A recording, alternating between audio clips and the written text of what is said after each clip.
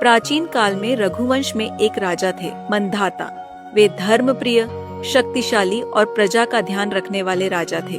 उनके राज्य में कभी कोई बीमारी, सूखा या अकाल नहीं हुआ था और सब लोग बहुत ही सुखी और स्वस्थ थे। लेकिन कुछ समय के बाद लगातार 3 साल तक वर्षा नहीं हुई, जिस कारण खेत सूख गए और अन्न की अत्यंत कमी होने लगी। लोग भूखे रहने लगे और बहुत दुखी हो गए। तब प्रजा राजा के पास पहुंची और बोली, राजन, आप हमेशा हमारा भला करते आए हैं, अब हम संकट में हैं, कृपया आप कोई उपाय कीजिए। यह सुनकर राजा ने कहा, वेदों और पुराणों में लिखा है कि ऐसी स्थिति केवल राजा के पापों के कारण ही आती है, लेकिन मुझे समझ नहीं आ रहा कि मुझसे कौन सा अपराध हुआ है।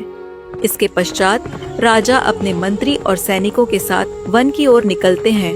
कई आश्रमों में जाने के बाद उन्हें अंगिरा मुनि मिलते हैं, जो ब्रह्मा जी के पुत्र और महान ज्ञानी थे।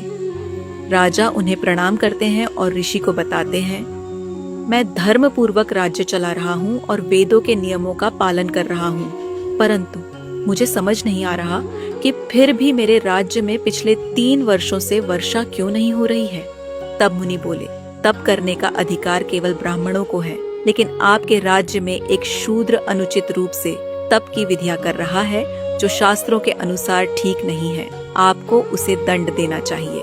राजा बोले, मैं किसी निर्दोष तपस्वी को नहीं मार सकता, कृपया कोई और उपाय बताइए। फिर मुनि ने कहा, आप अपने परिवार और आपकी प्रजा के साथ आषाढ़ शुक्ल पक्ष की देवसायनी एकादशी का व्रत करें। यह व्रत सारे पापों का नाश करता है और सुख शांति लाता है। राजा वापस अपने राज्य लौटे और अपने परिवार व प्रजा के साथ पूरी श्रद्धा से व्रत किया। कुछ ही समय में व्रत के प्रभाव से पूरे राज्य में वर्षा होने लगी। राज्य फिर से समृद्ध और हरा भरा हो गया और लोगों में फिर से खुशहाली लौट आई।